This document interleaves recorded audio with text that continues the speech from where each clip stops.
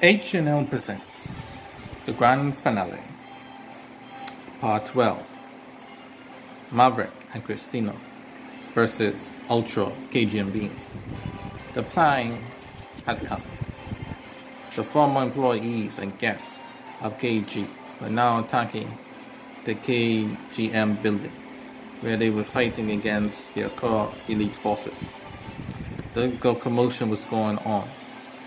Darcel Parkara told KG that this must be the Madonians. He said, now was the time to operate the plan. So KG was beginning to fuse himself with the body, the shell-like body they had prepared to hold great power to cut up in order to take over the universe. While this was going on, Becca, Seymour, and Dolet were prepared themselves to face the enemy that were coming. As Maverick and Christina fought off floor by floor against the enemy, Christina ran into Dolet, who did not know that it was Christina who was attacking them. He said, Christina, what are you doing? Prepare yourself. The Madonians are attacking us. We must operate the plan now. And Christina said, yes, sir, I'm well aware of it. And then suddenly Maverick came behind Dolet and knocked him out with his weapon. And then they began to move. Becca Seymour saw Dolet was down. I saw that Christina and Maverick were running up towards the elevator to the next floor. It was at that moment that Becca Seymour realized that they had traitors among them. Traitors who knew exactly what they were planning. This was going to be a very difficult situation. Before Seymour could tell Darcel Parkara what was going on, Darcel Parkara was busy transferring KG's mind and soul towards the new body they had prepared for him. Then suddenly, blast came from the door. It was Maverick and Christina. Darcel Parkara took up his sword and prepared for fight against Maverick. As the two dueled with their weapons, Christina was trying frantically to deactivate the device. KG got up, because he was a giant, and grabbed Christina with his hand. It was starting to crush him, and said, put down your weapon, Maverick. I will crush this girl. Your traitorous actions will not go unpunished. And then Becca Seymour arrived and said, sirs, is Christina Maverick? And then they said, yes, we know. And then KG threw Christina to Becca Seymour, who held her down. And Maverick was still putting his hands up. And then KG went back to the device and began to finish off the transfer. And then Maverick, using his foot skills, kicked up his foot like a soccer ball in order to kick up his weapon like a soccer ball and grabbed it in his hand and unarmed Darcel Parkara and then knocked him out. And then Christina kicked up her leg up behind him and kicking Becca Seymour in his nether regions, which brought him down to his knees instantly. But it was too late. KG was no more, and the sun-hard body, the new body that they had prepared for him, was awakened. He had a big, powerful sword with him, and he declared himself, I am no longer KG, but I am Ultra KGMB, the successor of our Lord and ancestor. And from this day forward, the universe will belong to us. You fools get a token part of this empire, but your treachery only means that you are servants of Madonia. You will die. And as Christina and Maverick prepared themselves to face this ultimate foe, Maverick had got in communication with Chief Cress White, and he told him that what the Akura were doing, and he said he wants leniency for this information. Chief White was like, although you might be a wanted man, but this information is very dire. I will alert the authority, and I will bypass your insurrection as a thank you for this information. As the investigative detectives, Pink Dell, no, yeah, Pink Dell and Greendale and Hill Lemon, who was telling his chief, we should still arrest Maverick. He's still a criminal. And the chief said, no, there might be no honor amongst thieves, but this information is just. Oh, and then the Madonian Armada, led by Sir and Monodon, intercepted police communication, and they advanced the Armada towards the Oculta. The Oculta had violated their truce, and so, as punishment, the Armada was sent to crush the Oculta, while the Oculta were dealing with Christina and Maverick as they fought. Ultra KGMB was very strong. Christina was being pushed back until she was knocked out by force of the wall. And then it was up to Maverick to defeat Ultra KGMB, who was getting stronger by the moment.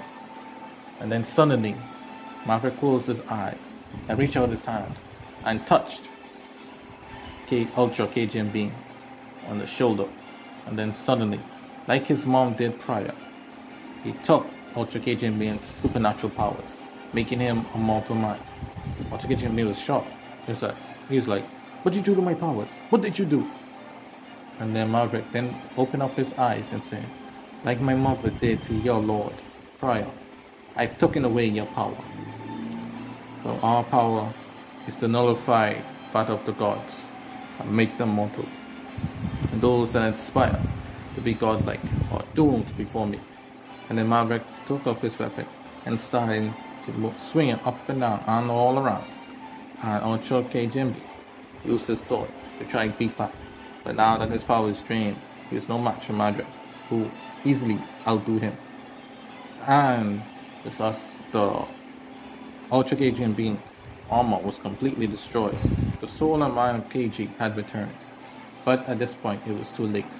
The Donian police and the Armada had come, attacking the planet and the galaxy as a whole. Christina and Maverick knew that they had to get out.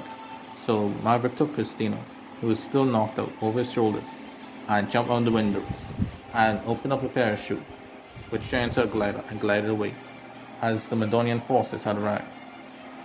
The Oculta were very stunned by the recent betrayal and dealing with Christina and Maverick. They had to quickly round up their forces and attack the Madonians. KG got up back in his regular body, saw that Ultra KGMB was destroyed. He told Darcel Quakawa, can you make another one? Do we have another one? Quickly. And then Darcel was like, no, we took all the resources in our body. Curse Maverick. If it wasn't for him, our conquest would begin. Now we're about to be annihilated. The Armada will show us no mercy. And then after some time, the police who wanted to arrest the Kuro were overpowered by the military, led by Sepe. No, led by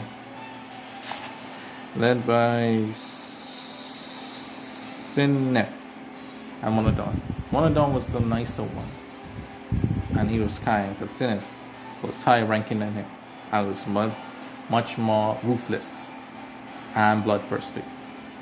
Sinef completely slain the leaders of the Akuda and took their military as his own, and the people were now enslaved and forced in strict Madonian law.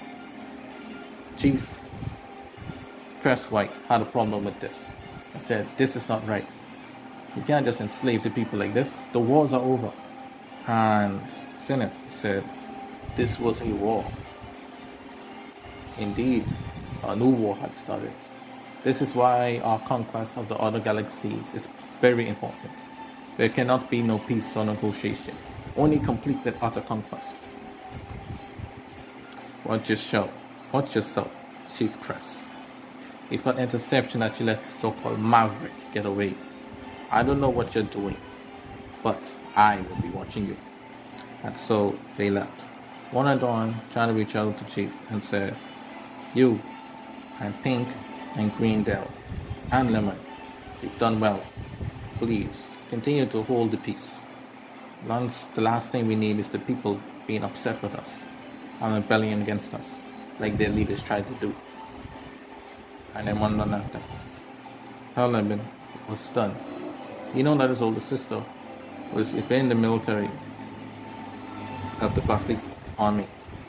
He went to the police. He told his chief, I know it's hard for us to do this, to see the people suffer, but they are the armada of the road. They are rankers. And the chief said, yes, I know. And then Green Dale is like, can you got orders from this red guy? This red adult X guy? Who is he? Where in the Madonian hierarchy does he stand? And Chief said, come to think of it, I don't know. All I know is he's in the front line sometimes with the invasion force. He might be new, but there's a strange aura about him that doesn't sit well with me. I have no choice but to consult my cousin about this. You mean Master Crest in the bathroom? Yes. Lemon. Yes, sir. Lemon sounded attention as he was called. I leave you in charge of the police force as I go and seek counsel from my cousin. Please, take care. And Chief Crest White began to go back to his cousin for information and see what the hell was going on.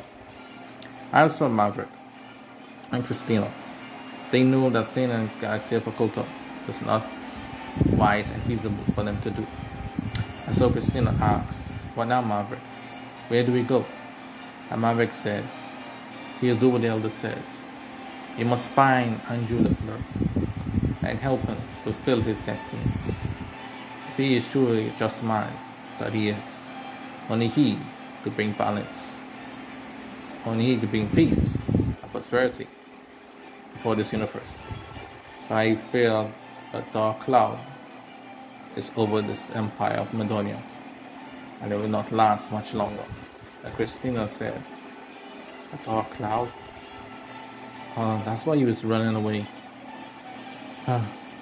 Sometimes I wish I didn't bump into you back in the market all those years ago. And Maverick looked at her and said, you really think so? And Christina's like, oh, I said that out loud. That wasn't meant to be heard.